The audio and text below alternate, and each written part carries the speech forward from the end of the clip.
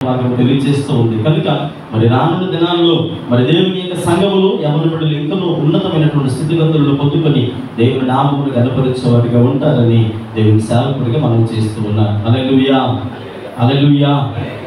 మరి ప్రతి కుటుంబము మరి ఎంతైనా దేవుని సన్నిధానంలో ఇంకా ప్రార్థన సహవాసములు గడపవలసి ఉన్నది. కనుక ప్రస్తుత దినాల్లో జ్ఞాపకం చేసుకుందాం.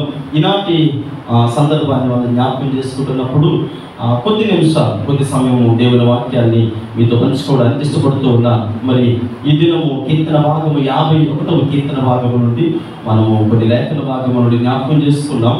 మరి అందులో 15వ చరణాన్ని మరొకసారి చదువుకొని ముందుకు వెళ్ళడానికి ఇష్టపడుతూ ఉన్నాను. ప్రభువా, నా నోరు నీ స్తుతిని ప్రచురపరచినట్లు నా పెదవులను తెరువుము.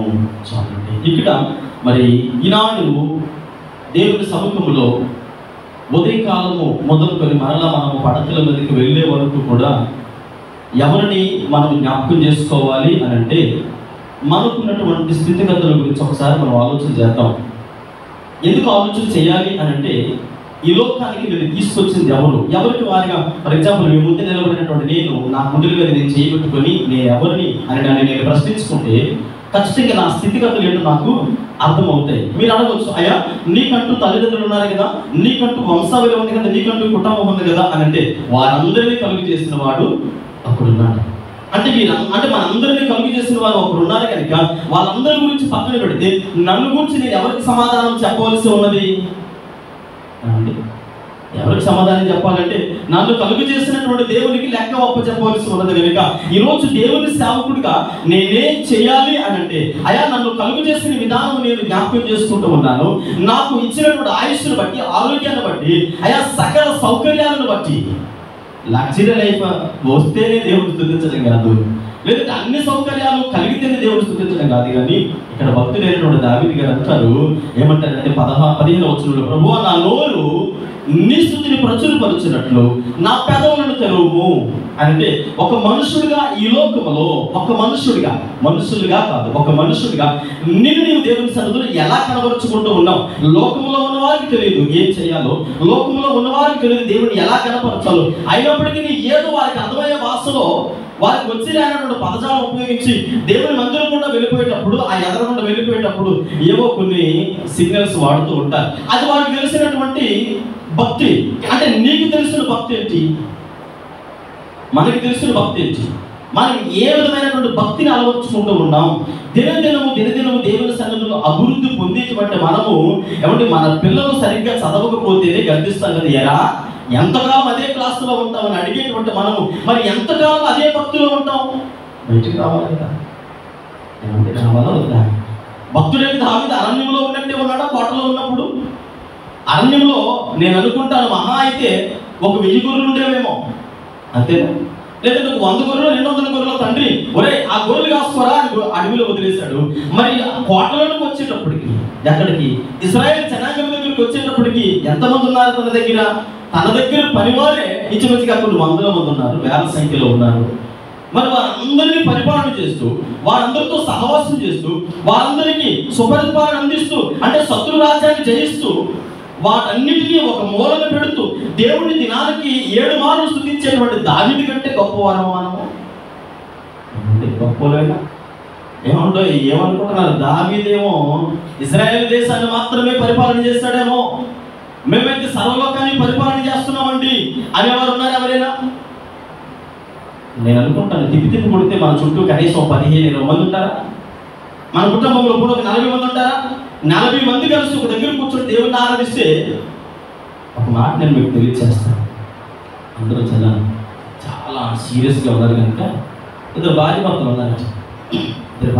ఉంటే వాళ్ళ ఆవిడ పాపం ఉదయాన్నే లేచి మా ఆయనకి ఈరోజు ఎలాగైనా ఒక స్పెషల్ టిఫిన్ పెట్టాలి అని చక్కగా గారెలు ఉండి చక్కగా తయారు చేసి ఆయన లేవగానే బ్రష్ అందించిందండి. కాబట్టి త్వరగా బ్రష్ చేసి వచ్చాడంటే వెళ్ళాడు, త్వరగా బ్రష్ చేసాడు, స్నానం చేసాడు, టవల్ కానీ స్నానం చేసి వచ్చి అలా కూర్చుంటే డైనింగ్ టేబుల్ దగ్గర తీసుకొచ్చి టిఫిన్ పెట్టిందట. టిఫిన్ పెడితే గారె తీసుకొని తిన్నాడు, కొరుకుతూ ఉన్నాడు కానీ అది ముక్కలు అవడం లేదు, గట్టిగా కొరుకుతున్నాడు, ముక్కలు అవడం లేదు. గుర్తున్నాడు ఎవడైనా తింటాడా? ఇది తింటే 2-3 పల్లీలు పోతే అన్నదట. అప్పుడు ఒక్కసారికి అలా కోపంగా చూసి ఉదయం తెల్లవారుజాము 4 గంటల నుంచి లేచి ఇవన్నీ చేస్తున్నాం. అవి తింటే 2-3 పళ్ళు ఇరిగిపోతాయి, తినకపోతే మొత్తం పళ్ళు అవి తింటే 2-3 ఇరిగిపోతాయి అంటున్నాము. కానీ అసలు అవి తినకపోతే మొత్తం పళ్ళన్నీ ఇరిగిపోతాయి అంట. అంటే ఇప్పుడు 5 గంటల నుంచి లేదా 4 గంటల నుంచి లేచి ప్రిపేర్ చేస్తూ ఉంటే నీ గంటకి నేను ఎలా కనబడుతూ ఉన్నాను?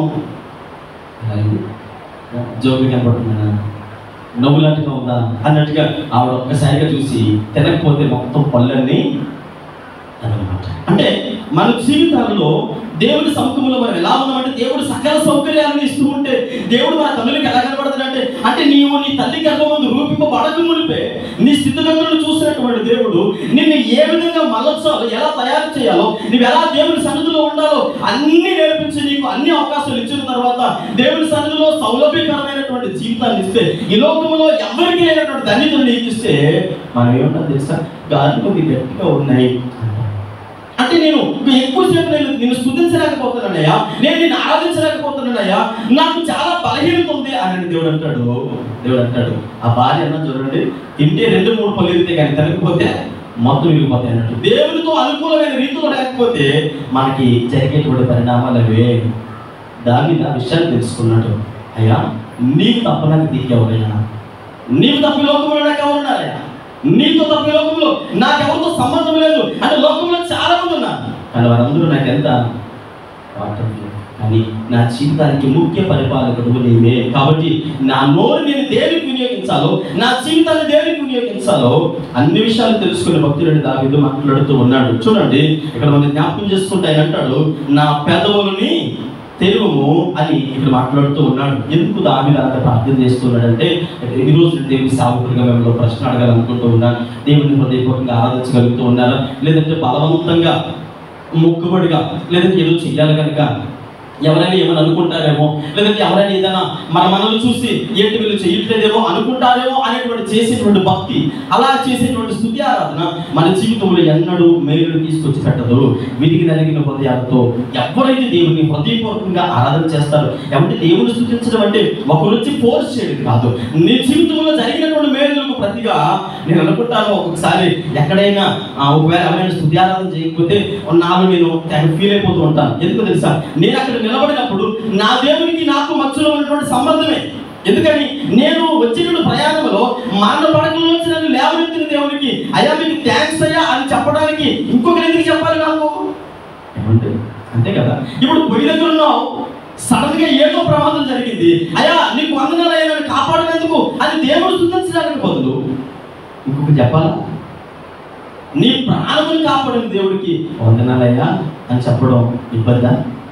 మన జీవితాలను సంరక్షిస్తున్న దేవుడు అంటే పెట్టల రాజులు రాలిపోతున్నారు కదా, భయంకరమైనటువంటి మరణావస్థలో ఉన్నటువంటి వారందరూ చూస్తున్నప్పటికీ కూడా మనకి ఏం కలగడం లేదు, భీతి కలగడం లేదు. అంటే వారికంటే మనం శ్రేష్ఠులమని మనలో మనం అనుకుంటున్నాం తప్ప దేవుడే సంరక్షించాడు కనుక భక్తులని దావీదు అంటారు. చూడండి ఇక్కడ, ప్రభువా నా నోరు నిస్తుతులు ప్రచురపరిచినట్లు నా పెదవులను నేను మూసుకున్నానయ్యా, నా పెదవులను నేను అలా బిగించుకున్నాను, నా పెదవులని ఏం చేయాలి? తెరువు అని మాట్లాడుతూ ఉన్నాడు. ఉదయం లేచిన వెంటనే మనం ఏం చేస్తాం? మేము కొన్నిసార్లు చర్చంత తలుపులు కిటికీలు వేసి వెళ్ళిపోయిన తర్వాత లోపల రాగానే ఎంత వేడిగా ఉంటుందని వచ్చిన వెంటనే ముందు తలుపులన్నీ తెరుస్తాం. ఎందుకని? చల్లటి గాలి కొరకు ఈ వేడంతా బయటకు పోయి చల్లని గాలి లోపలికి రావాలి. ఏమంటే మన జీవితాన్ని బిగించుకొని ఉంటాం. మన నోరు అలా బిగించుకొని దేవుని స్తుతించుకుంటా ఆరాధించుకుంటా ఉంటే ఒక్కసారి నోరు తెరిస్తే నోట్లోంచి ఏమొస్తుంది? సువాసన వస్తుందా? దుర్వాసన వస్తుంది భయంకరంగా. ఆ పక్కన ఉన్నది అనుకుంటారు, కొంచెం దూరంగా మాట్లాడండి అంటారు. నీ జీవితాన్ని దేవునికి స్తుతియాగం చేయకుండా అలాగే ఉంటే కొద్ది దినాలకి స్తుతి నీ నోటిలో ఉండదు, నీ జీవితంలో ఉండదు, కృతజ్ఞత ఉండదు. కృతజ్ఞత లేకుండా మోడు బారిపోయినటువంటి జీవితము కొన్ని మందిరాల్లో నేను చూస్తూ ఉంటాను. ఏం చేస్తారంటే చెమట ఎక్కకూడదు, బట్టలు అనకూడదు, వచ్చి అలాగే కూర్చొని అలా వింటారు, చూస్తారు, అయిపోయిందా, ఓకే, అంతే. ఓన్లీ సిగ్నల్స్ మాత్రమే. అంటే హృదయపూర్వకంగా దేవుని ఆరాధించడానికి చాలా మంది ఇష్టపడరు. ఎందుకు ఇష్టపడరు అంటే, ఏమంటే మన జీవితాల్లో దేవుడు చేసినప్పుడు మేలుకు ప్రతిగా మన పక్కలకు చెప్తాం కదా, అమ్మ థ్యాంక్స్ అండి, నేను మీరు చాలా సహాయం చేస్తారండి అంటాం. కన్నిచ్చిన ఆవిడకి వందనాలు చెప్పేస్తాం. మరి ప్రాణం ఇచ్చిన ఆయనకి ఏం చెప్పాలి? నీ కొరకు ప్రాణం ఇచ్చిన ఆయనకి అయ్యా మీకు వందనాలయ్యా అని చెప్పేటువంటి జీవితాలు ఎంతమంది కలిగి ఉన్నాము అంటే భక్తులని దాన్ని నేర్చుకున్నాడు. పనికి మాలిన వాడనయ్యా నేను, ఎక్కడో ఉన్నాను నేను, నా స్థితి ఏంటో నాకు తెలుసు, నా జీవితం ఏంటో నాకు తెలుసు. అలాంటి నన్ను తీసుకుని వచ్చి ఎక్కడ కూర్చోబెట్టావు? ఇశ్రాయేల్ ప్రజల సింహాసనం మీద న్యాయాధిపతిగా, ఒక చక్కటి రాజుగా నన్ను కూర్చోబెట్టావు. అలాంటి నేను ఎలా నేను మర్చిపోగలనయ్యా? నా పెదవులను తెరువు ప్రభువా. నా పెదవులు తెరిచినప్పుడు నేను స్తుతియాగములు మాత్రమే చేస్తాను. ఆ పనికి మాలిన మాటలు నేనేమి కూడా మాట్లాడను. నా నోటిని మరి లోకానుసారమైనటువంటి పదజాలాలకు వాడను. లోకానుసారమైనటువంటి మరి అనేక రకాలైనటువంటి మరి విషయాలు నేను నా నోరుని వినియోగించాలని ఇక్కడ భక్తుడు దావీదు తను చేసినటువంటి తప్పులు తెలుసుకొని దేవుని సన్నిధిలో ఏడుస్తూ ఉన్నాడు. దావీదు ఒక తప్పు చేశాడు.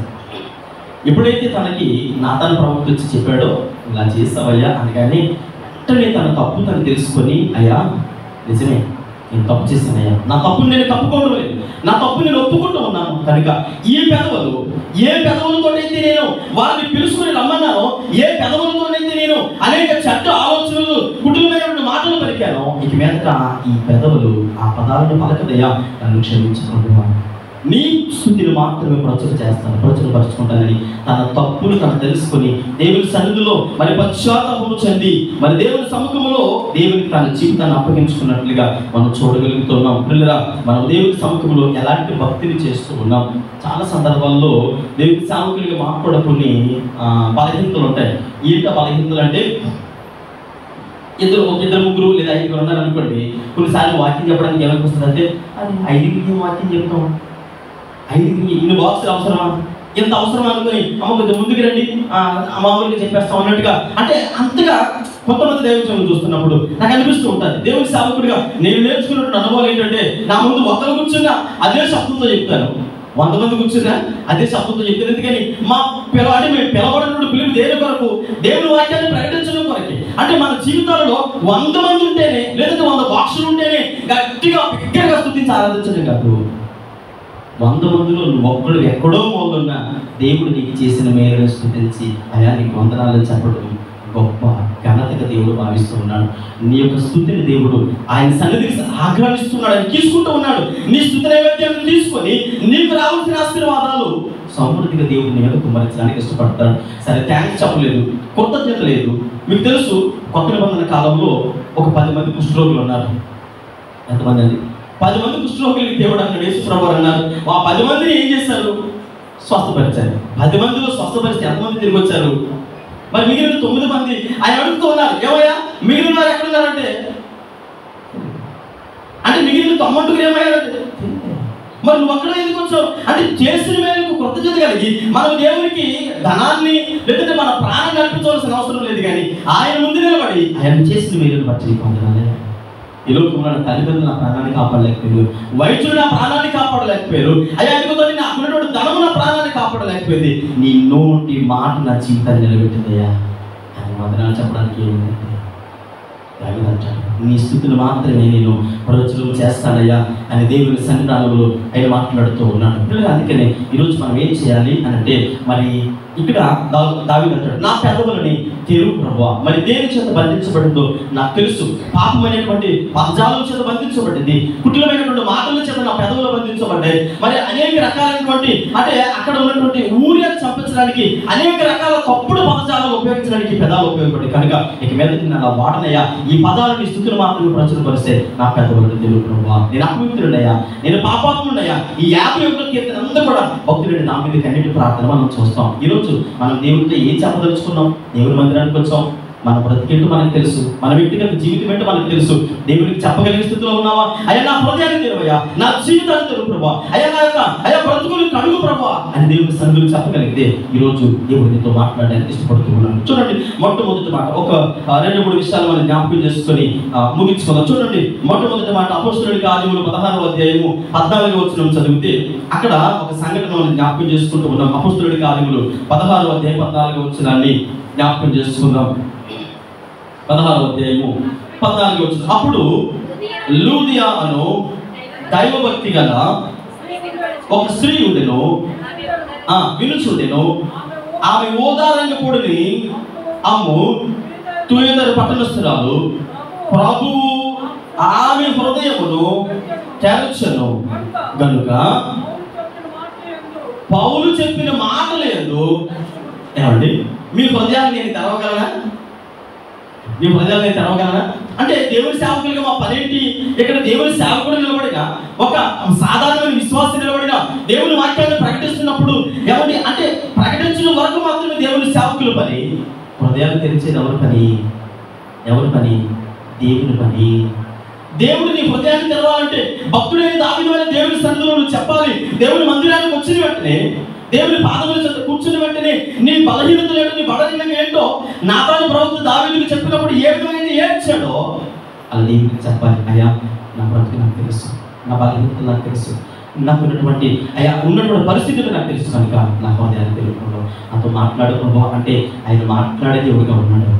మన ప్రతి జీవితాన్ని ఆయన దర్శించబోతూ ఉన్నాడు. అందుకే ఇక్కడ చూడండి పౌలు గారి యొక్క జీవితాన్ని మనం జ్ఞాపకం చేసుకుంటూ ఉన్నాం. మాసిదోనియా అంటే పౌలు గారు కొంతమంది పరిచారకులను తన చుట్టూ పెట్టుకున్నాడు. కొంతమంది మరి శిష్యులు తిమోతితో పాటు కొంతమంది శిష్యులు పౌలు గారి దగ్గర ఉన్నారు.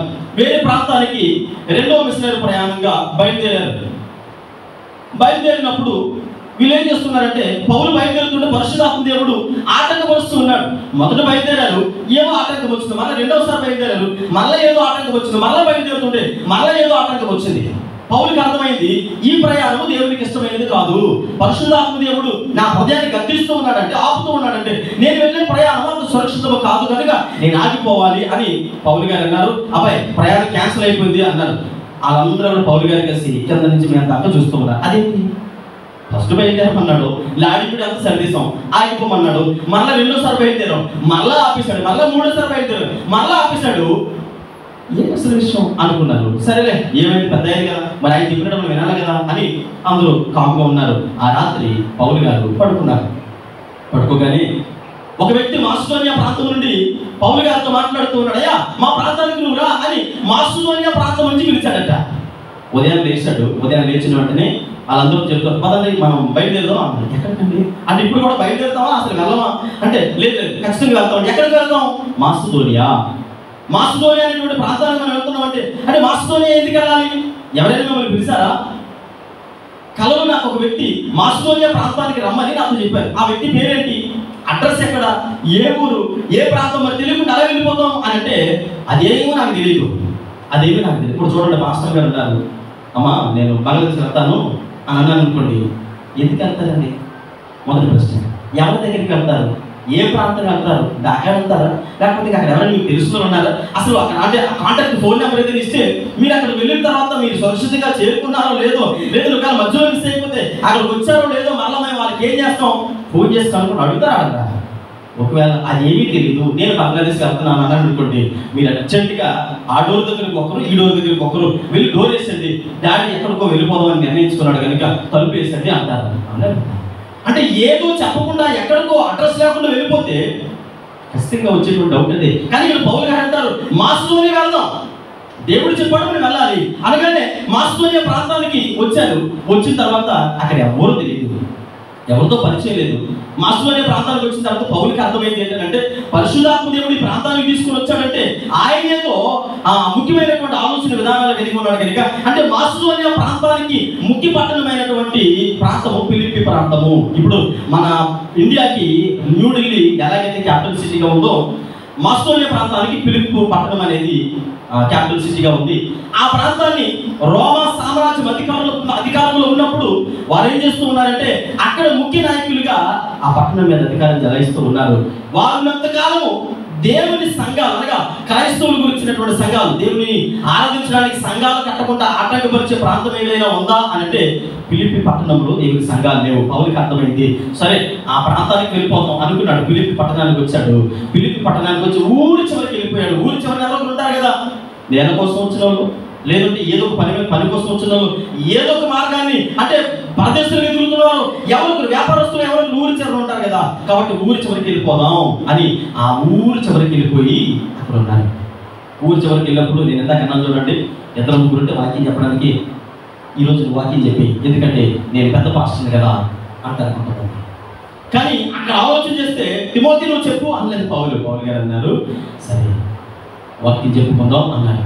వచ్చిన వెనకాతలు వచ్చిన శిష్యులందరూ కూడా పౌలుని చూడడానికి చూస్తుంటారు. ఇక్కడ ఎవరో తెలియదు, ఎవరు కూర్చోలేదు, ఇంకెవరు రాలేదు. ఎవరు పనులు వారు చేసుకుంటున్నారు, ఎవరి మార్గాన్ని వాళ్ళు పోతూ ఉన్నారు, ఈయనేమో చక్కగా వాక్యాన్ని చెప్పేద్దాం అంటున్నాడు ఏంటి అన్నట్టుగా ఆలోచన చేసి ఉండొచ్చు. పౌలు గారు దేవుని వాక్యాన్ని ప్రకటిస్తూ ఉన్నారు. ఎప్పుడైతే అక్కడ పౌలు గారు దేవుని వాక్యాన్ని ప్రకటిస్తూ ఉన్నారో చూడండి, అక్కడ 16వ వచనం చదివితే 15వ వచనం చదవండమ్మా. ఆమెయు 14వ వచనం చదవండి. 14వ వచనం సార్. దైవభక్తి గల యొక్క స్త్రీ విని చూడండి, చాలండి. 13వ వచనం చదువుతుంది చూడండి. విశ్రాంతి దినమును గవిని దాటి నది తీరమున ప్రార్థన జరుగును అనుకొని అక్కడికి వచ్చి కూర్చుండి. చాలండి. పౌలు గారు అనుకున్నారు, ఈరోజు విశ్రాంతి దినము కదా, ఊరిలో ఎవరు వినరు, ఎవరు మార్గంలో ఉన్నారు కాబట్టి గవిని దాటి గవినికి వెలుపుల, ఊరి సరిహద్దుకి వెలుపుల వెళ్ళిపోయి అక్కడ ఏం చేస్తూ ఉన్నారు, దేవుని వాక్యాన్ని ప్రకటిస్తున్నట్లుగా మనం చూడగలుగుతూ ఉన్నాం. చూసినట్లయితే నది తీరము ప్రార్థన జరుగుతుందని అక్కడికి వచ్చి కూర్చుండి కూడి వచ్చిన స్త్రీలతో మాట్లాడుతూ ఉన్నాను. ఆ ప్రాంతము ఊరి చివరికి వెళ్ళిపోతే దేవుని వాక్యాన్ని ప్రకటిస్తూ ఉంటే అక్కడ ఒక స్త్రీ కనబడుతూ ఉంది. ఎవరా స్త్రీ అంటే లూదియా అనేటువంటి దైవభక్తి కలిగినటువంటి స్త్రీ.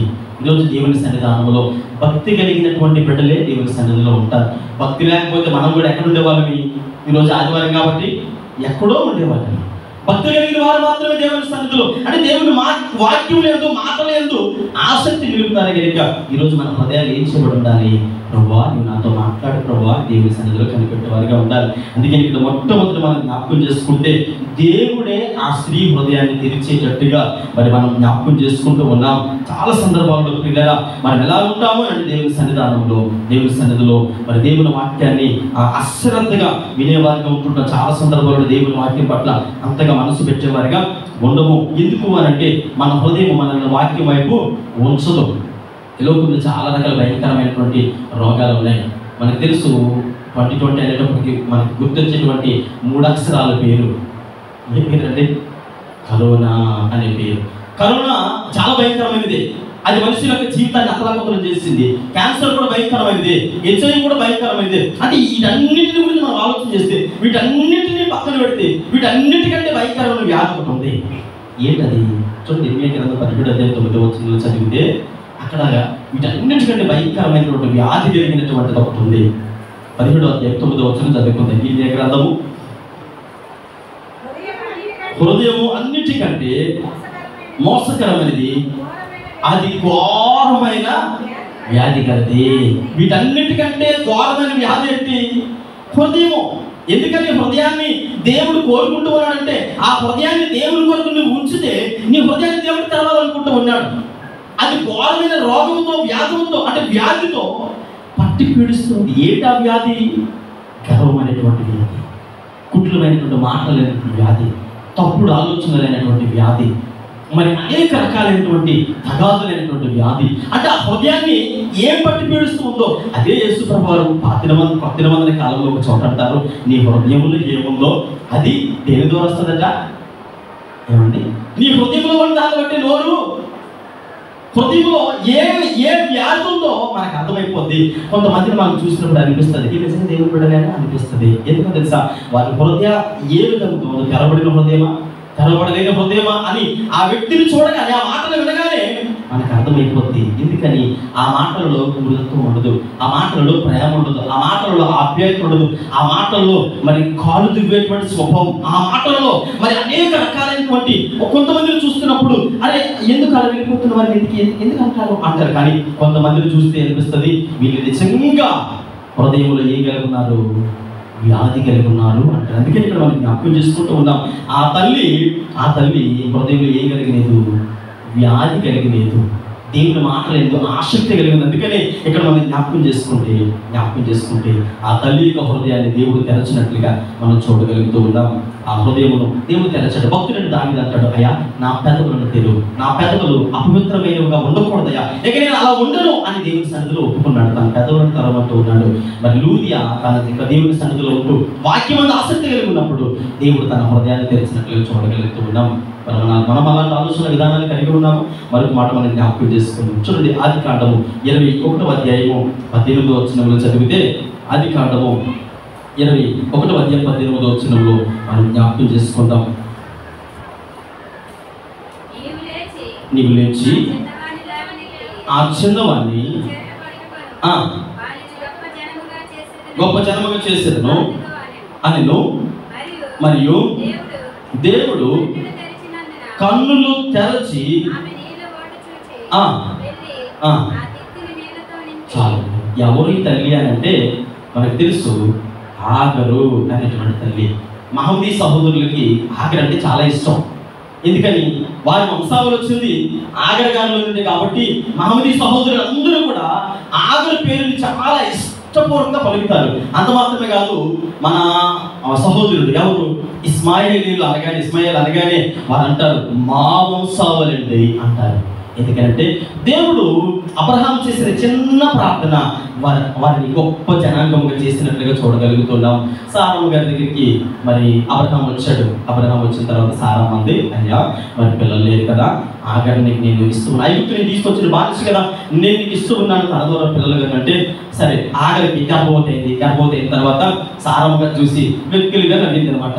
నవ్వగానే ఆగర్ని చూసి సారమ్మ గారు ఫీల్ అయింది. అంటే నన్ను చొరకలుగా చూస్తున్నావు కదా అని కోప్పడగానే తగిలిస్తుంది. ఇంట్లో వచ్చి గర్భవతిగా ఉన్నప్పుడే తగిలిస్తుంది. బయటకు తగిలేగానే అరణ్యంలోకి వెళ్ళిపోయిన తర్వాత అటు ఇటు తిరుగుతున్న దేవుడు అన్నాడు, సరే నీ యజమానుల దగ్గరికి వెళ్ళి నువ్వు చక్కగా విధేయత కలిగి అన్నాడు. మరలా వచ్చేసింది. మరలా వచ్చిన తర్వాత కుమారుడు జన్మించాడు. అలాగే సారమ్మ కూడా ఇస్సాకు పుట్టాడు. ఇస్సాకు పుట్టిన తర్వాత ఇప్పుడు గర్భవతిగా ఉన్నప్పుడు ఎలాంటి స్వభావం అయితే కలిగి ఉందో, బిడ్డలు జన్మించిన తర్వాత కూడా ఇప్పుడు ఇస్మాయిల్ అంటున్నాడు, రే ఇస్సాకు నువ్వు నాకంటే చిన్నోడురా, నీకు మాట నేర్పడతనం లేదు, అంటే నీకు బలం లేదు, తెలివి లేదు అన్నట్టుగా. ఈ రోజుకి మనం చూస్తే వాళ్ళు ఎలా చూస్తారో తెలుసండి, మనల్ని చాలా చులకనగా చూస్తారు. ఎవరు తెలుసా?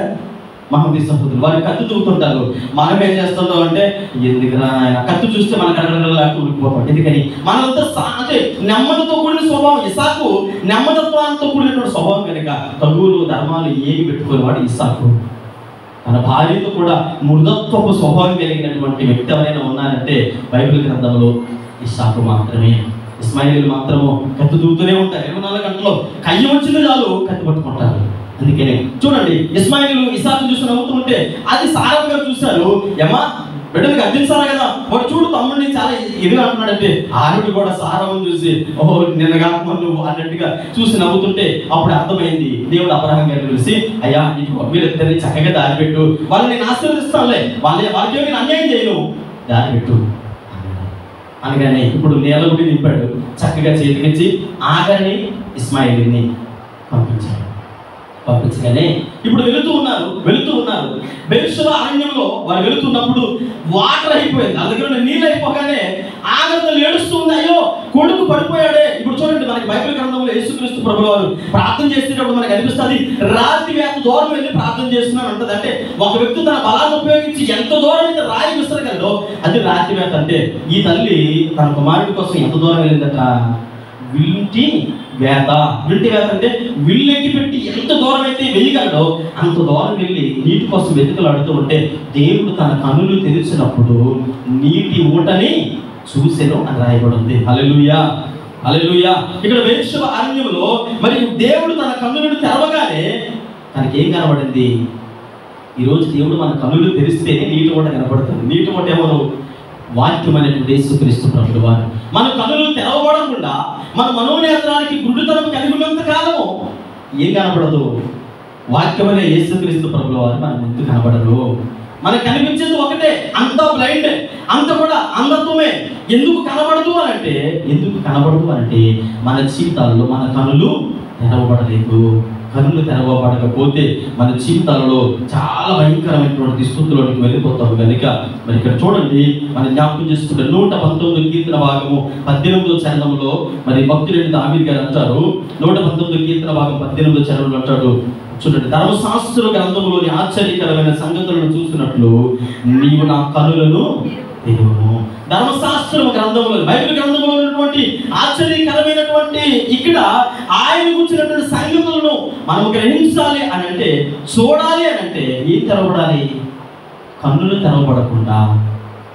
పాత నిబంధన కాలంలో మనకు తెలుసు, దైవజనుడు అయ్యా నీవు చేసే ఆశ్చర్య కార్యాలు చూసినట్టు వీరి కన్నులను తెరువు అని ఒక దైవజనుడు ప్రార్థన చేశాడు. వెంటనే వారి యొక్క కన్నులు తెరవబడి అక్కడ జరిగేటువంటి ఆశ్చర్య కార్యాలు చూడగలిగారు. ఈరోజు మన జీవితాల్లో ఆశ్చర్య కార్యాలు చూడాలి అంటే మన కన్నులు తెరవబడాలి. కన్నులు తెరవబడితేనే వాక్యమైనటువంటి యేసుక్రీస్తు ప్రభువు వారిని చూడగలము. నేను అనుకుంటాను, ఆ తల్లి ఏడ్చి అక్కడ పరిగెత్తుకొని వెళ్ళినప్పుడు దేవుడు తన కన్నులను తెరవకపోతే, దేవుడు తన యొక్క కన్నులను తెరవకుండా అలా ఉంటే తనకి నీటి వంట కనబడేది కాదు. కనుక మన కన్నులు తెరవబడాలి. మన కన్నులు తెరవబడినప్పుడు మన జీవితంలో ఆశ్చర్యకరమైనటువంటి బైబిల్ గ్రంథంలో, ధర్మశాస్త్రంలో దేవుని యొక్క సంగతులను ఇంకా లోతుగా మనము చూడగలిగేటువంటి స్థితిలో ఉంటాం. అందుకని చాలా సందర్భాలు ఏమనుకుంటామంటే పైపైనే చదివిస్తూ ఉంటాం. హడావుడిగా ఒక 2-3 వచనాలు చదివేసి యేసునామములో అడుగుతున్న తండ్రి అని వెళ్ళిపోతాం. పైపైన చదివితే మనకి ఏ విధమైనటువంటి ఉపయోగము ఉండదని దేవుని సేవకుడిగా తెలియజేస్తూ ఉన్నాను. చూడండి, ఈ కాలంలో పెరుగు బాగా ఉపయోగిస్తూ ఉంటాం. ఒక గిన్నెడు పెరుగు తీసుకొని, గిన్నెతో పెరుగు ముందు తెచ్చుకొని స్పూన్ అంటే నేను ఎలాగలా కలిపాను అనుకోండి, అదేమవుతుంది? స్పూన్ అంటే ఇలా కలిపాను అనుకుంది ఏమవుతుంది? పెరుగు ఏమవుతుంది? మామూలుగా కలిపితే ఏమవుతుంది? స్వీట్ తయారవుతుంది, పెరుగు అవుతుంది. అదే ఒక కవ్వం తీసుకొని బాగా చిరికాను అనుకోండి, ఏం తెలుస్తుంది? ఎవరు పెరుగు వాడగలదా? ఏమంటే బాగా చిరికితే ఏమొస్తుంది? వెన్న వస్తుంది. పైపైన కలిపితే మజ్జిగ మాత్రమే వస్తుంది. కొంచెం లోతుగా బాగా చిరికితే శ్రేష్టమైనట్టు వెన్న వస్తుంది. దాన్ని గరిటలోకి తీసుకొని అలా గరిటతో వేడి చేసిన తర్వాత మధ్యాహ్నం పప్పు మామిడికాయ వండుకొని ఆ పప్పులో వేసుకుంటే ఏమవుతుంది? నెయ్యి అవుతుంది. అవునా కదా? అంటే అంత శ్రేష్టమైనటువంటి నెయ్యి రావడానికి కారణం కొంచెం శ్రమ, కొంచెం బలాన్ని ఉపయోగించాం, కొంచెం లోతుగా బాగా కలిపాము. వాక్యం కూడా అలాంటిది. లోతుగా ఇది చదివినప్పుడు, ధ్యానించినప్పుడు శ్రేష్టమైనటువంటి ఈవులను దేవుడు మనకి ఇస్తాడు. మీదనే కలిపితే వచ్చేది మజ్జిగే, మీదనే కలిపితే ఏవో 2-3 పదాలు వస్తాయి. అందుకని దేవుని బిడ్డలుగా దావీదు అంటాడు, అయ్యా శ్రేష్టమైనటువంటి సంగతులను నేను చూసి నా కన్నులు చూసినట్లుగా నా కన్నులు తెరువు ప్రభువా అని దేవుని సన్నిధిలో ప్రార్థన చేస్తూ ఉన్నాడు. మరొక మాటను జ్ఞాపకం చేసుకుందాం, 3వ విషయాన్ని జ్ఞాపకం చేసుకుందాం. చూడండి, అపొస్తలుల కార్యములు 7వ అధ్యాయము 56వ వచనాన్ని చదువుకుందాం. అపొస్తలుల కార్యములు 7వ అధ్యాయం 56వ వచనం చదువుకుందాం. ఆకాశం తెరవబడి మనుష్య కుమారుడు నిలిచి చాలు. ఇక్కడ ఏం తెరవబడింది? ఆకాశం తెరవబడి. ఒకటి, భక్తుడైన దావీదు నా పెదవులు తెరువు ప్రభువా, నేను నిన్ను మాత్రమే స్తుతిస్తాను అంటూ ఉన్నాడు. రెండవది, లూదియా అనే స్త్రీ హృదయాన్ని దేవుడు తెరచాడు. అందుకనే ఆవిడ హృదయాన్ని దేవుడు తెరవగానే దేవుని సేవకులకి అడ్రస్ లేదు. ఆ తర్వాత అక్కడ తెలిసిన వారు ఎవరు లేరు. మీరు ఆ 16 వచ్చిన తర్వాత జాగ్రత్తగా చదివితే వారందరినీ ఎక్కడికి తీసుకెళ్ళిందంట? ఆవిడ ఇంటికి తీసుకుని వెళ్ళింది. వాళ్ళ ఇంటికి తీసుకుని వెళ్ళి వాళ్ళ ఇంటిలో వాళ్ళందరూ కూడా ఏమి ఇప్పించింది? బాప్తిస్మం ఇప్పించింది. ఏ ప్రాంతం వెళుతూ ఉన్నారో వాళ్ళకి తెలుసు, కానీ ఎక్కడికి వెళుతున్నారో తెలియదు, అడ్రస్ తెలియదు, బంధువులు తెలియదు, స్నేహితులు తెలియదు. కానీ లూదియా తల్లి తన ఇంటి డోరు తెరిచేటువంటి ఆధిక్యతను దేవుడు ఇచ్చాడంటే ఆ తల్లి హృదయాన్ని దేవుడు తెరిచాడు. 3వది మనం జ్ఞాపకం చేసుకున్నాం. 3వ విషయాన్ని జ్ఞాపకం చేసుకున్నాం. భక్తుడైన దావీదు అంటాడు కదా, ఇక్కడ మరి జ్ఞాపకం చేసుకున్నాం. కన్నులు తెరవబడినటువంటి ఆకలిని మనం జ్ఞాపకం చేసుకున్నాం. 4వ విషయాన్ని మరొక సందర్భంలో జ్ఞాపకం చేస్తున్నాం. ఆకాశం తెరవబడుట. ఆకాశం తెరవబడుట. భక్తుడైనటువంటి దైవజనుడు అక్కడ సంఘపెద్దగా ఉన్నాడు స్టెఫెను గారు. దైవజనుడిగా సంఘపెద్దగా ఉంటూ దేవుని పరిచర్యలో ఉంటూ నమ్మకంగా దేవుని సన్నిధిలో ఉంటూ ఉన్నాడు. ఒకనొక సమయం ముందు అక్కడ నిలబడి దేవుని వాక్యాన్ని ప్రకటిస్తూ ఉన్నాడు. నిలబడి దేవుని వాక్యాన్ని ప్రకటిస్తుంటే మీరు జాగ్రత్తగా ఆ పుట్టినోట్లో చదివితే అక్కడ ఏమని రాయబడిందంటే 56వ వచనం అనుకుంటారు. ఆ కింద పుట్టినోట్లో రాయబడి ఉంది. వారు ఏం చేశారట? హృదయము నరకబడిను అని రాయబడింది కింద పుట్టినట్లో. హృదయం ఏం చేయబడింది? నరకబడింది. అంటే హృదయం మండిపోతుందట. స్టెఫెను మాట్లాడుతూ ఉంటే ఆ వాక్యాన్ని, పాత నిబంధనని కోట్ చేసుకుని దేవుని వాక్యాన్ని ప్రకటిస్తున్నప్పుడు ఎక్కడ జ్ఞానము? ఎక్కడి నుంచి అసలు ఈ స్టెఫెను ఎక్కడి నుంచి మాట్లాడుతున్నాడు స్టెఫెను అని అంటే తట్టుకోలేక ధర్మశాస్త్రాన్ని బోధించడానికి వీడేవాడు అన్నట్టుగా తనని మరి తన మీద వారు ఆలోచన విధానాలు కలిగి తనని వ్యతిరేకించినట్లుగా మరంత మాత్రమే కాదు తనని రాళ్ళతో కొట్టి చంపేసినట్లుగా మనం చూడగలుగుతూ ఉన్నాం. స్టెఫెనుని రాళ్ళతో కొట్టి మరి చంపేసినట్లుగా మనము చూడగలుగుతూ ఉన్నాం. చూడండి, ఇక్కడ మనం జ్ఞాపకం చేసుకుంటే 8వ అధ్యాయంలో కింద రాయబడి ఉంది, హృదయము నరకబడెను అని కిందని 2వ పదంలో ఉంది. అంటే హృదయం మండిన అంత కోపంతో ఉన్నారు. దేవుని వాక్యం కొన్ని సందర్భాల్లో మన హృదయాన్ని గర్దిస్తూ ఉంది.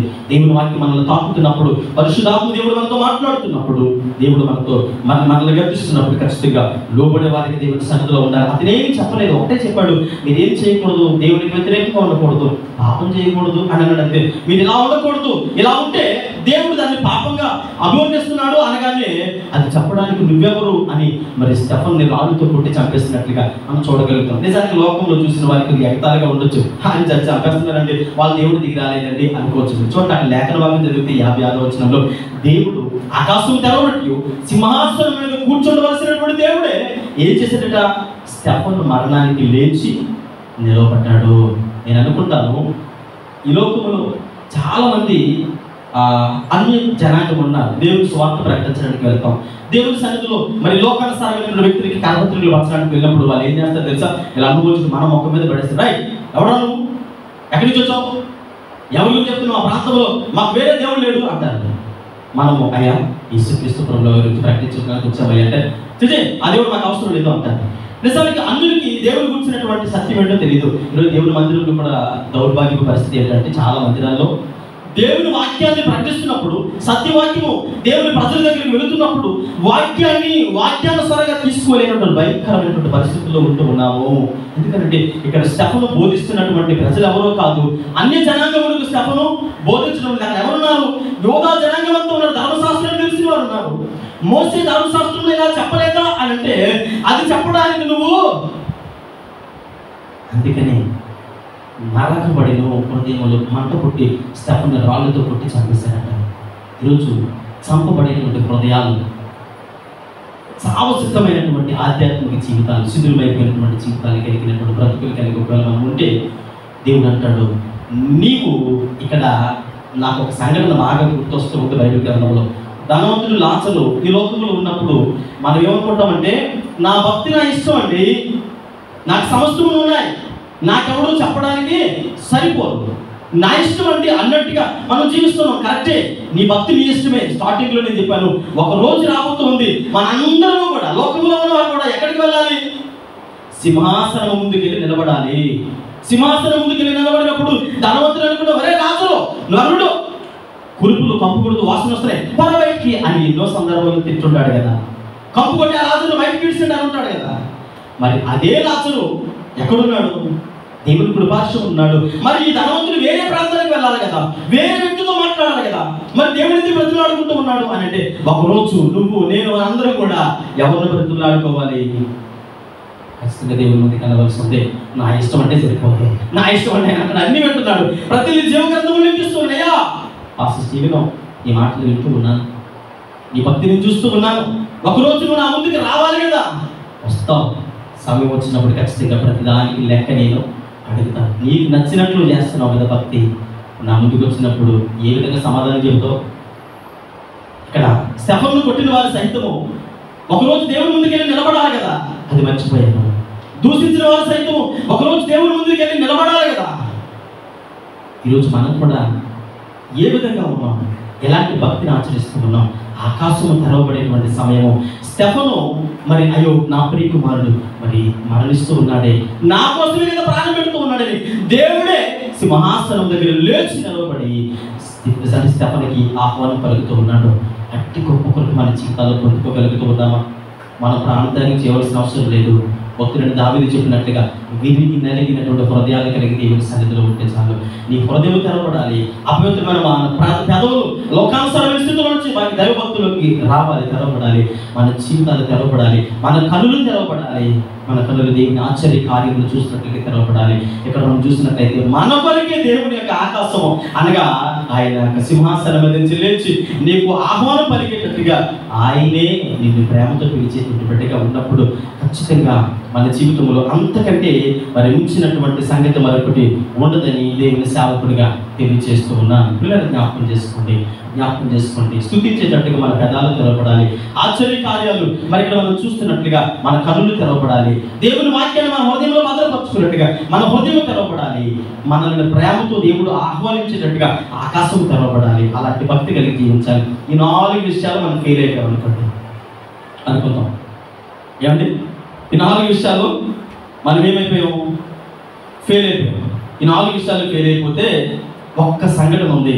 ఆ ఒక్క సంఘటన నేను జ్ఞాపకం చేసి ముగించేస్తాను. యెషయా గ్రంథం 5వ అధ్యాయము 13-14 వచనాలు చదవండి. యెషయా గ్రంథం 5వ అధ్యాయం 13-14 వచనాలు చదివితే ఈ 4 విషయాల్లో ఫెయిల్ అయిపోయిన వారికి ఇంకొక ప్లేస్ ఉంది.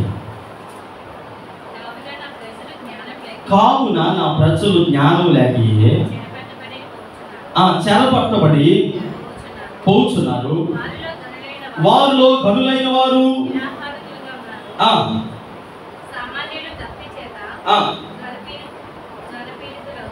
చదవండి. అందుచేతనే పాతాళము గొప్ప ఆశతో అపరిమితమైన తన నోరు తెలిసిందట. అంటే 4 విషయాలు మనం జ్ఞాపకం చేస్తున్నాం. అందులో ఫెయిల్ అయిపోతే ఇంకొక విషయం ఉంది. గొప్ప ఆశ, మామూలు ఆశ కాదు, ఎప్పుడు వస్తారా అని. మరి అపరిమితమైనటువంటి, అంటే పరిమితి లేదు. నరకంలో వెళ్ళే వారికి, నరకంలో పడేవారికి అయ్యా ఫుల్ బోర్డ్ హౌస్ఫుల్ అయిపోయింది, మరి అయిపోయాయి, టికెట్స్ అయిపోయాయి అని చెప్పడానికి హౌస్ఫుల్ బోర్డు పెట్టడానికి అక్కడ లేదు. అపరిమితమైనటువంటి ఆశతో, గొప్ప ఆశతో నోరు తెచ్చుకొని ఎదురు చూస్తుందట. పోదామా? దేవుని సన్నిధిలో ఎలాంటి భక్తి జీవితాన్ని కలిగి ఉందాం? ప్రార్థన చేసుకుందాం. ఒకవేళ దేవుని సముఖంలో మనం ఎలాంటి భక్తి జీవితాన్ని కలిగి ఉన్నాము, దేవుని సన్నిధానంలో ప్రార్థించేద్దాం. అయ్యా, ఒకవేళ నా జీవితం ఎంతవరకు ఈ విధముగా అయ్యా ఎందుకు తండ్రి, మరి భక్తుడైన దావీదు గారు తెలియజేసినట్లుగా అయ్యా నా పెదవులు మిమ్మల్ని స్తుతించడానికి నేను తెరవలేనట్లయితే ఇక మీదట ప్రభా అలా ఉండనయ్యా, మీ నామమును మాత్రమే స్తుతించేటట్టుగా ప్రభా నాకు సహాయం దయచేయండి. దేవాలయం తండ్రి లూదియా తల్లి గారి హృదయాన్ని తెరచారు.